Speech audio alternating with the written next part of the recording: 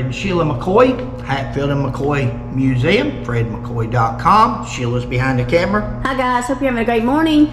Doing a segment on some of these comments or some of these topics that's on Google. When you Google Hatfield McCoy and all those questions come up, that's what we're discussing today. We've already done a couple, so hopefully this is the third one you'll see, and you won't have to listen to me keep going over what we're trying to do here with this list of topics. This topic here, the person asked, how accurate is the Hatfield McCoy show? How accurate was the Hatfield McCoy miniseries? And this person writes, the Hatfield McCoy miniseries was generally well received for its accurate portrayal of the feud events and the tensions between the two families. However, Cotton Top's personality doesn't quite match up with the recollection of the families. Oh Lordy, out of all the things that went on in that, the show is not accurate, guys. No. The show is for entertainment purposes only. It's sad that they didn't actually get historians, they didn't actually get family members, they didn't actually get people that knew what they were talking about, that could give the history of this. They got Darrell Fetty as an executive producer from Huntington, West Virginia, who was once married to a McCoy, and that's where this Alan Hatfield story. Now I'm getting off topic here real bad, because if I get on Alan Hatfield and Hubert Bay McCoy, it goes to pop, because I get plumb aggravated over that story. But that's one of the people that followed Rio Hatfield's story and put that in the Herald Dispatch up in Huntington, West Virginia, and they just went crazy with it because it was a newspaper. Everybody believed it, and it went off from there. But Darrell Fetty was a executive producer with that show, with his minimal knowledge that he knew from being married at one time to a McCoy lady. Says the show was accurate except for portrayal of Cotton Top. Well, in our first video we discussed Cotton Top, or the second one where it's talking about inbreeding. Cotton Top was the product of Ellison Hatfield and Harriet Hatfield, his first cousin. Cotton Top's parents were first cousins. In fact, double first cousins, if I ain't mistaken. Somebody had sent us the history, and I think they're double first cousins.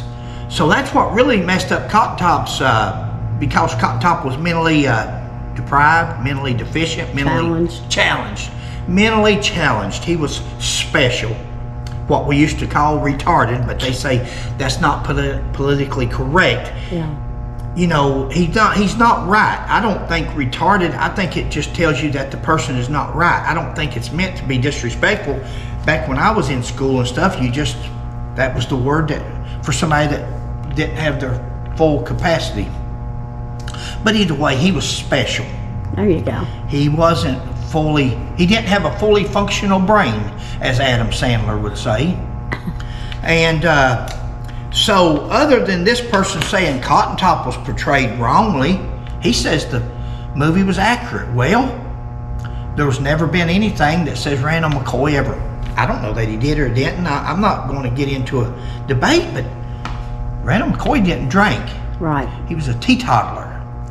Nobody in history can ever remember Randall McCoy ever drinking moonshine or drinking. He just wasn't. Some people don't partake.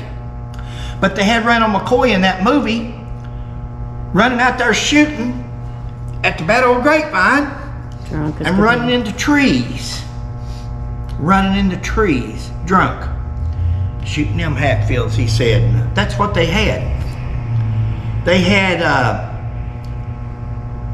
so many misleading. At the end, they had Randall McCoy's cabin on fire and him burning up family photos, tearing his family children photos up and throwing them in the fire. Because see, over the years, the Hatfields, they've got embarrassed. The West Virginia Hatfields got embarrassed because there's so many pictures of Devil Anse Hatfield and his family on the porches with their guns. Everywhere you look, they've got guns. Anywhere you see any of them at, they're holding guns. Never seen Randall McCoy or his family members with a gun. Didn't happen. They were law-abiding. They didn't live by the gun. They lived by the law.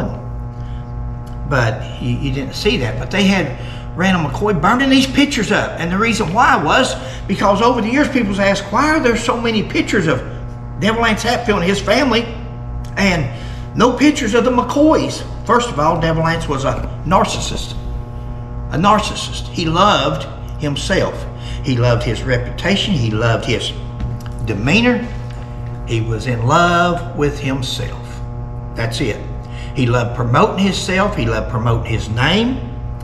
And the bad guy, that the image that he had acquired throughout the years from being a coward and putting his men and his children and his brothers and his uncles out in front of him, and then him seeming like the mean man.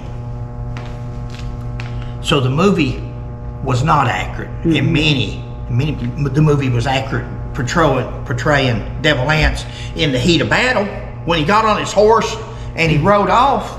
That's true. That is as true as anything that's ever been told in history. That's from family history. That's from Uriah McCoy, my great-great-grandfather.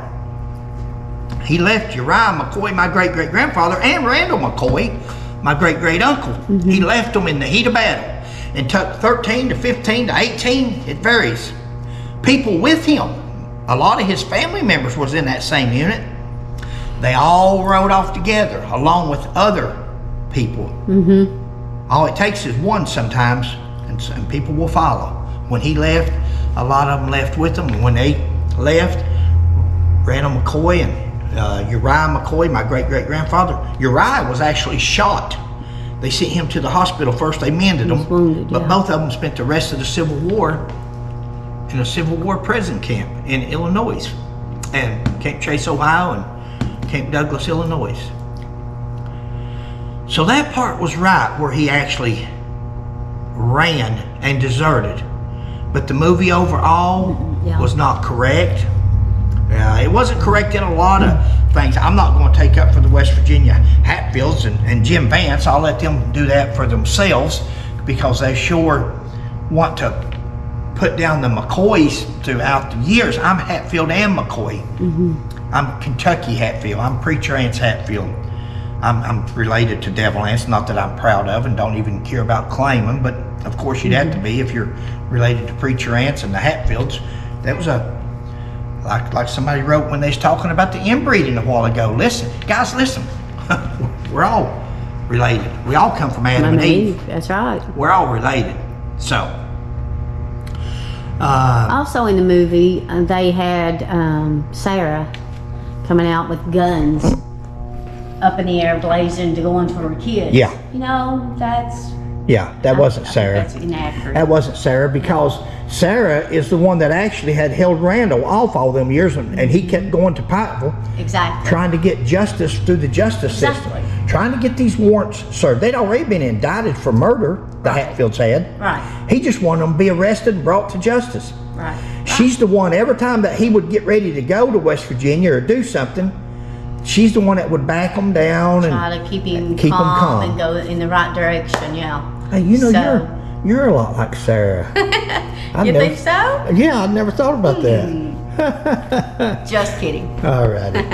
Okay, now what else? Are we done with this one? Can you think that was a good point? Sarah coming out with guns. Yeah. Sarah actually run out to check on. And Randall didn't run. Yeah. And hide in the woods. Or corn crib. Yeah. Well, I read the other night where they said he hid in the woods. One of them says he hid at the Scots. One of them says he hid at the corn crib.